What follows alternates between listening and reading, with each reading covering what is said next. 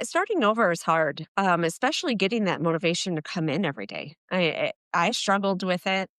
I was doing things at work.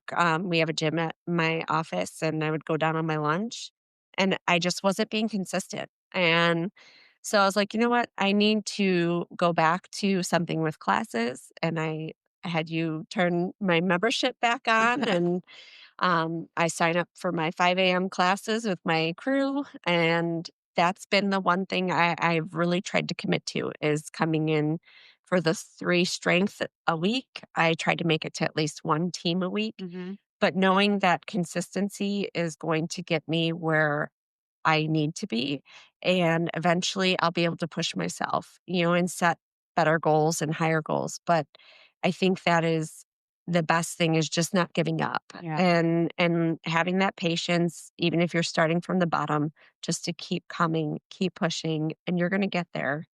Yeah. Just let your body, heal and listen to your body when it's telling you that you're going too far, Yeah. just Totally. rest. Welcome to Real Women, Real Results, the podcast where we go beyond the reps and dive into what it really takes to live a stronger, healthier, and more confident life. I'm your host, Jamie Revell, women's fitness expert and founder of W3 Body Women's Training Gyms in Chicagoland. Each week, we'll bring you real stories, expert insights, and the tools you need to create real results. Let's get into it. Welcome back to Real Women, Real Results. I'm Jamie, and today we have a very special guest, one of our own coaches here at W3 Body, Erin. What makes Erin's journey so powerful is that she has experienced this gym from both sides, first as a member and now as a coach.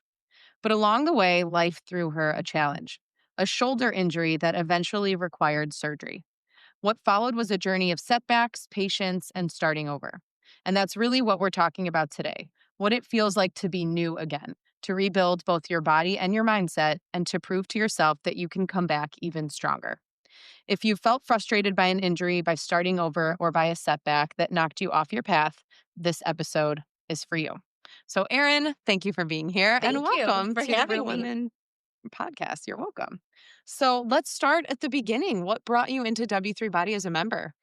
Well, I was working out on my own, doing YouTube videos, primarily following an app at the time, but no longer an app. And now it's just a website called Fitness Blender. All their videos are pretty much on YouTube. Um, and I wanted to join a gym, but was a little intimidated on the machines and how to use them. I wasn't very familiar with equipment, more free weights and that kind of stuff. So when this gym opened and with it being so close, literally I could walk here every Yeah. day. I was like, oh, let me check this out. And it was right up my alley. I mean, it was functional strength training. I was really starting to get myself into more of the strength focus instead of the cardio. So I loved that it was all women and decided to become a member. Yeah. Awesome. And at what point did you feel the shift from I want to be a member to I'm really interested in coaching and other women? It's actually funny. I think you had approached me after being a member for a few months and really starting to grow in my own strength. You had asked me if I had ever thought about coaching, and at the time, it wasn't something that I had ever given thought to because I worked full time. I have family at home, and just didn't think it was something that would be even possible in the cards for me. So when you mentioned that to me, it really started to dwell and I took the time to think about it. And it was like, well, why not share what I'm passionate about and help others, to learn how to build that strength and start from the bottom because everybody does have to start somewhere. Right. So coaching has actually been one of the most rewarding things I've done. And I really enjoy coming here and seeing the familiar faces every day. And it's been one of the best decisions Yeah. in the fitness area for me. That's cool. I always say that I love when members become coaches because they do carry a totally different level of experience Mhm. with them in their coaching that hiring from the outside they can't have because or maybe they did maybe at another facility or something, or of course within their own journey, but in the way that we program and our community and things like that, like they just have a different perspective, which is really Right. cool. Yeah, I think you definitely find it easier to relate to a lot of the members, Yeah. being that you were in their shoes. You know what it's like to not be familiar with certain exercises and how to use certain equipment, and so you kind of can speak to them because you're on their level or were on their level at one point. I think there's that mutual respect between that because Hmm. you were a member. You're not just someone trying to tell them what to do. Yeah. You've been there, and Yeah. so it's easier to guide them along their own journey too. Yeah. Truth. And I often remind our new members or someone who's just doubting themselves or whatever it might be that we all had our first session, Right. our first workout in general. Yeah. And even with brand new coaches, we all had our first session that we coached or class that we Yeah. taught. And like I'm telling you, mine was not pretty. So, like, yeah, it was young and shy and it was just weird. So, Right. Yeah. It is. It definitely was different. When I wasn't one that liked speaking in front of people or really had never guided anybody. So that was me stepping out of my element. And then once I found my footing, it's like second nature now. totally. But, it's really cool experience to transition from being a member and then, being a coach as Yeah. well. Yeah. That's awesome. Well, I'm so glad that you took that leap of faith. Thank you. Thank you for asking me Yeah. because truthfully, like I said, that opportunity, I don't know that would have ever crossed my mind. Yeah. And I'm very thankful for that. Awesome. So at some point, this nagging shoulder pain Yeah. started, right? So tell us about your shoulder injury. When did it first show up and what was going through your mind at that time? So, probably around Thanksgiving last year, I felt just more of a strain in my right shoulder. That it was making a lot of cracking noises and just things didn't feel the same. I kept working out through it. And eventually, I woke up one morning and I couldn't lift my right arm over my head. And so I had to kind of use my left arm to guide my right arm up. So at that point, I was like, okay, well, now this is hindering, working out and doing the things that I love and I'm passionate about. So I went to the doctor. She did, just a visual exam and did an X-ray. And of course, on the X-rays, you don't see much. But she said it didn't appear that I had a full tear or anything at that point. More maybe just an impingement and a partial tear, but that I could do physical therapy. She also gave me at home exercises and with, being very comfortable with workouts and stretches and being a coach, I kind of took the route of, okay, I'm going to do the exercise at home on my own. I also did get a cortisone shot. And within probably a couple weeks, that cortisone shot made all the world of difference. I felt great. I was working out like normal again. And then a little bit after the new year, I came in for a team and it was a quick movement where you like had the dumbbells and shot them up overhead and it was super lightweight. But I felt something kind of like strain in that shoulder. And then that next day, we had my brother's gender reveal party, and I went to pick up my 5-year-old from the ground and throw her on my hip, and I felt and heard the pop in my right Oh, shoulder. no. Yikes. So at that point, I knew something wasn't right. I still tried to keep working out, but I could feel that the strength wasn't there, that there was more pain and discomfort than anything. So I called the orthopedic again. This time we did the MRI and found that it was a full rotator cuff tear. Wow. Yeah. Ouch. So did they think that the initial partial tear, whatever was going on, like it was, I mean, Yeah, that's, it I guess, hard to probably know. more was like a gradual. I probably did not let that partial tear heal Yeah. like it should have. I should have probably kept it lighter weights. And then I think just that was the moment where it already was weak. Yeah. So it just tore. Yeah. I think I don't know much about like tears like that, but like I think about it in terms of like tightness or like Someone explained it to me once how thinking of like your muscles and if you've got like a knot Mhm. and if you keep working out, it's kind of like tying the knot tighter and tighter To where there's so much versus strain. yes. And that's what it makes me think of. But Yeah, I don't know. I'm not a doctor me at all. either. Yeah. I just Just know knew. it's bad. Yeah, and after that point, it became very difficult to sleep on that side and just do day-to-day things. So then it was, okay, what are my options? So after we got the MRI results, the doctor came back and she said, "Well, given that it's a full tear, at this point, we can't do physical therapy anymore to repair it. You would have to have surgery." So I was like, okay, well, now I got to prepare for this, because it not only is a physical strain, it's mentally. I mean, you take a hit on both aspects. And I don't think so many people think about the mental side of it as the physical side, which Yeah. is obvious. Mhm. When they said surgery, I wanted to get it done right away. Yeah. Yeah, like get it over with for Yeah. sure.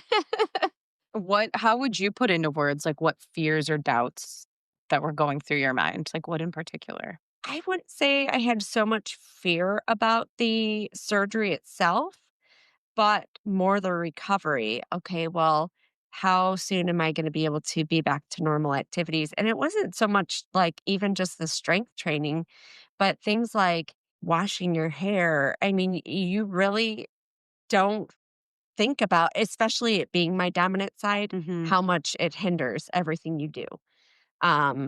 So that was more my worry. Okay, well, am I gonna have the support at home to, do because I like to take initiative and do everything myself. Yeah. Am I going to easily give up, doing things and let people do things for me? So, I mean, there was a lot more of those kind of thoughts than a fear of the surgery Okay. itself. That's good. Just cuz yeah, you don't want to have both of those things like Right. so taxing on your mind. And so what did those early days of recovery look like, Um, both mentally and physically? the first few days were kind of rough. I would say the first like 24 hours weren't too bad because obviously they give you a nerve block. So you don't feel much. I mean, your arm is dead weight, which almost is a bizarre feeling in itself because you don't realize you can easily hit it and, and injure it. But I mean, there was a lot. I couldn't shower normal. I would probably take a shower every couple days, just because I couldn't wash my hair. It Yeah. wasn't easy letting my arm out of the sling and just letting it hang. I had to sleep upright for probably the first 3 to 4 weeks. And then even, just getting dressed. For us women, putting on a bra. I Yeah. mean, Yeah. Totally. my stepmom bought me a couple where it zipped up in the front, and I was like, okay, well, this is nice, but I don't want to wear just a sports bra. Yeah. So then it was like, okay, you got to turn it around. And then, that became easier. But, I would say the first few weeks definitely were rough physically.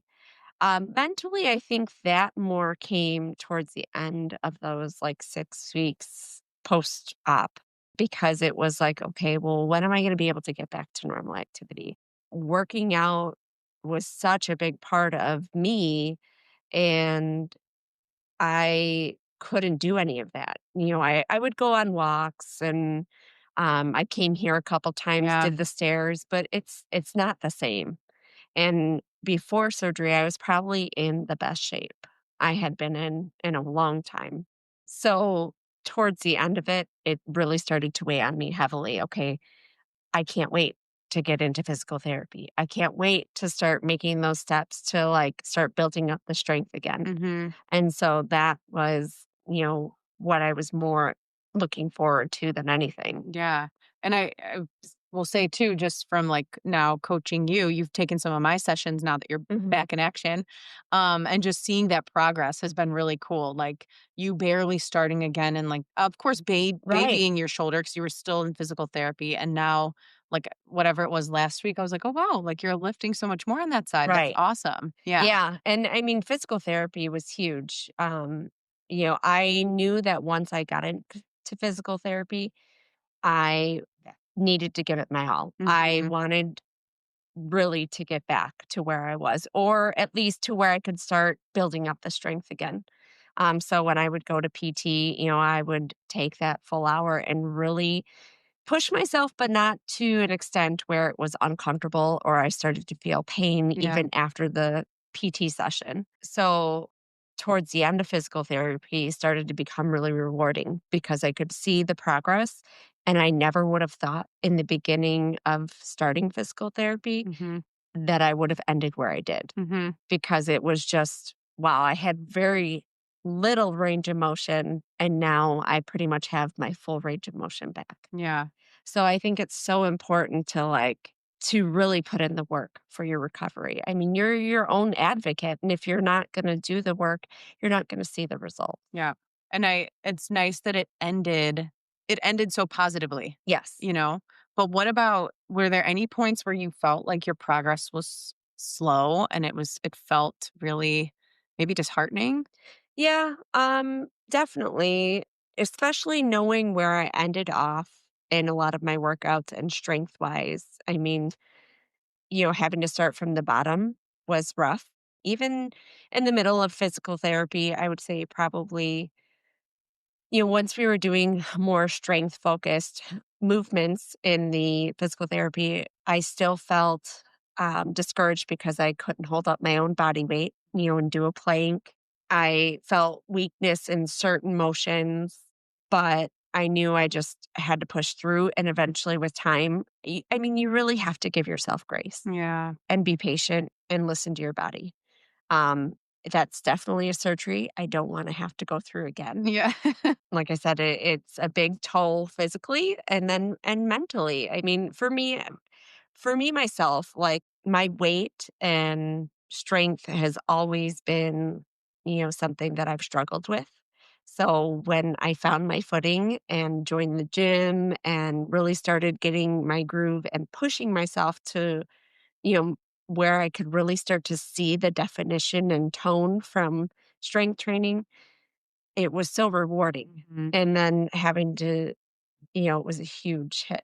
I will say though, and completely understandable, but being in, as you mentioned, the best shape that you were prior to surgery, I imagine definitely helped your recovery. And also Yes. just being strong in general and having to use your left side so much more and just Right. different things, maneuver, trying to get dressed every day, like Yeah. different things. Yeah. I would definitely agree that working out and being so consistent with, working out 4 to 5 days a week, whether it is strength training or cardio, I think when you're in good shape, when you're taking care of your body, eating right, I think that is so important in your Mhm. recovery because if it was someone who wasn't in a gym or working out consistently at home, or they probably wouldn't have seen the same results I did towards the end of physical therapy. Yeah. Even in conversations with the physical therapist, he said most people, because I think I did just about 7 weeks of physical therapy. And he said most people in that time frame won't see what I did. Wow. But because I was so active and because of my lifestyle, it did help, with healing and being able to do the things I did, post surgery and post, physical therapy. Hmm. This type of surgery, the physical therapist said that you normally won't have full recovery from anywhere from 9 months to a year. Wow. So, I mean, it's big, Yeah. and so it does take a lot of thought when you're thinking about doing surgery because you have to look at not just the short term, the long term aspect of Totally. things. Yeah. Wow, that's crazy. But I love what you said about giving yourself grace though. I think in moments of difficulty when particularly like, yeah, mental, or I'm sorry, physical difficulty where you can't physically do Mhm. something. I think the toll it takes mentally Yeah, is even like greater because it could, yeah, I imagine lead to depression and, yeah, when you can't do the things that you did. But knowing that you just give yourself grace and just be patient and celebrate the small right, wins, things that you couldn't do maybe the week prior, that like that's so important to right. know. And to not give up, just to Mhm. not lose sight of your goal and just to keep pushing Yeah. because I mean, you aren't going to recover overnight. You're not going to have that strength overnight. It's going to be, something that builds up. There's even still times in my workouts. I think one of the workouts just this month where we do a side plank in the ramp Mhm. and holding that side plank on my right side, I can feel the Mhm. weakness in my Wow. shoulder versus my left side. Yeah. So it's really just, making sure I'm not pushing myself too far and, making the modifications when I need to. Yeah. Because eventually with time I'll get there Right. and just having that patience. And for Yeah. me, patience isn't easy, Yeah. especially with kids. Yeah, right. Yeah, and when it comes to yourself and Right. your me time, it's like, "Oh, but I wanna take full advantage." But Yes. again, even just being here and showing up again is Yeah. amazing, so props to you. What role did having support from the community here at W3 Body trainers, your own mindset, family, play in your bounce back? I think the support I had was great. My boyfriend of long time, he was great at home. He would tell me not to push myself, even though I didn't listen all the time. But he took on a lot of the things that I did on a daily basis, giving kids baths or making dinner, even reaching for things. You can't reach up in the cabinet so easily Yeah. anymore. But even, outside of my immediate family, the community here. I'd pop in from time to time and people, oh, when are you coming back? How are you feeling? And just knowing that your community is still there for you Mhm. and is excited to see you back as much as you are excited to come back. And, that makes a lot of difference too, especially mentally, because you know that you have people that care around you and that are willing to help out if needed. Yeah, totally. And also those relationships that you build, like for you, you come at 5 a.m. and like Mhm. that's a different mindset. Like it takes a really Yeah, special person to be committed to coming at 5 a.m. But oftentimes it's because they have to with their right, schedules. But like that's your crew right, and it's cool. I imagine just the once you're back in it, like, wow, this it's nice to feel some sense of normalcy with that. right. And I mean, I had several people, reach out and say, "Oh, if you need anything, just let me know," Mhm. or, just try to catch up and keep in touch with people even while I wasn't physically here at the gym, Yeah. but know that they were still rooting for you behind the Mhm. scenes. Totally. Yeah, you know, people were asking all the Yes. time, like, "How's Erin? When's she coming back?" Stuff like that. Yeah, Yeah. so absolutely. So what did this process teach you about yourself that you didn't know before? Definitely, like I said, to be patient and have that grace with yourself. And I think that for me, that has been the biggest thing because I'm not the most patient person and I want to keep pushing myself. And if I do push myself like I would normally in the past, I probably would end up down this road of injuring that same shoulder. And one of the things the doctor did tell me with the type of tear that I had, I guess it's less common and that I did have a higher chance of re-tearing it if I don't listen to my body. Sure. And so that's been the most important thing for me that I've learned is just to pay attention to the signs, listen to how your body, feels when you're doing things and just have that patience. You're Mhm. going to get there. It's just going to take a little bit longer. Right. And how do you feel like this experience has shaped you as a coach? And do you approach members differently now because of it? Yeah, actually, it was funny because when I started to have shoulder issues, I've heard people mention, "Oh, my shoulder's really bothering me." And so now it's, kind of keeping my ears open for that kind of thing and letting them know it's okay to drop down in weight. Mhm. It's okay to modify when you need to because if you're not at a full tear and you just have that can heal over time. Mhm. Just don't push your body to the max. Mhm. Let it recover. You're still going to build that strength. You're still going to be strong. Yeah. It's just making sure that you protect what you have and that you don't push it to a point where you're going to have surgery Right. and have to have those setbacks Yeah. where then you have to start preparing from a different, point of view. Yeah. So it has been rewarding in that aspect of being a coach is, being able to kind of empathize or Mhm. sympathize with some of the members that have the same shoulder issues and just making sure that they are too listening to their bodies. Yeah, and making sure they know that we can modify and that we Right. can work around those things, and that it's important for 2 reasons to continue to come in. Number 1 is that it's so much harder to start again It is. later. So if you just keep it going and keep the habit and routine going, like, you'll just be better off long term Right. because you've maintained a healthy lifestyle. The other thing is maintaining some type of activity. We don't need to come in here every day or even ever aiming for PRs all the time. Right. It's important to move, and it's important to stay active, and it's important to maintain strength and to do what your body can. And it's not going to be at a level 10 every single day, Right. all day. Like, it's what you can do that day. Yes. And so, we've trained ladies, like, on the contrary to shoulders, we've trained ladies in boots before, like, Right. and they There's still want to come always some in. way to modify. Yeah. And for me, the modification was like, "Ugh, I don't want to do a modification. I want to be able to Yeah. do the movement." But at the same time, I've learned that by starting there, I'll get to where I need to be. Hmm. So, I mean, it's just not going to be overnight. Yeah. There are things I modify still, just to protect my shoulder. Sure. And it won't always be that way, but I'm not even a year post op. Right. So, Are I you mean, even 6 months? barely. Barely. Yeah. So, I mean, it's just really having the patience and grace to allow yourself to recover fully, Yeah. and knowing that there's no bad place to start. Hmm. And is that your main piece of advice that you would give anyone who's coming back or starting over, whatever the reason might be, is give yourself some grace and I think patience? so, yeah, because starting over is hard, especially getting that motivation to come in every day. I struggled with it. I was doing things at work.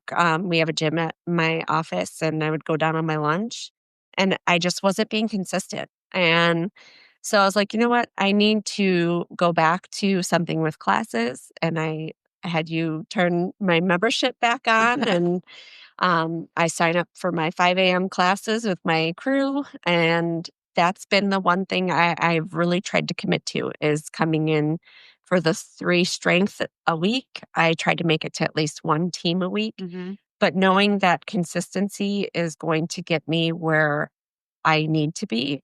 And eventually I'll be able to push myself, and set better goals and higher goals. But I think that is the best thing is just not giving up Yeah. and having that patience, even if you're starting from the bottom, just to keep coming, keep pushing, and you're going to get there. Yeah. Just let your body, heal and listen to your body when it's telling you that you're going too far, Yeah. just Totally. rest. Yes. Something I just wanted to share this that comes to mind before I ask you my last and final question is the importance of feeling independent. And when you were talking about, like, yeah, even just not being able to cook or Mhm. dress yourself or wash your hair, like, and this is as we age too, whether it's at any point in our lives because of an injury or just older joints and things like that, and or lack of muscle. It's so important to establish these habits when you're young and Yes. continue them and continue strength training and being active as you age. Because my mom always said this, if you lose your independence, you die. Like, and I know that sounds like really intense, but these types of things, it's sort of like that's what reminds me you've got to stay with it as much as you can Yes. because you had a sense of, like, losing your independence, and I had a C-section, a Yeah. couple years ago, and it was that same sense, and it was not fun. No. So, I mean, yeah, especially when you are more independent, having those setbacks where everyone's kind of waiting on you hand and foot. I'm not used to that. no. And that's not who I am. Yeah.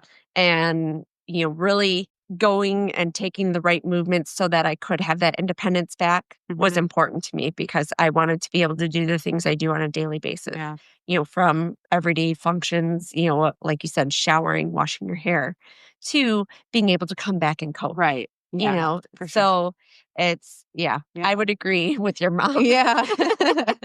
Yeah, she's all about, like being functionally fit. I mean, that's why we train. Yes, we want to look good, we want to feel good, but we want to move well Yes. and we want to, for life, we want to be fit for life. That's what it's Yeah. all about.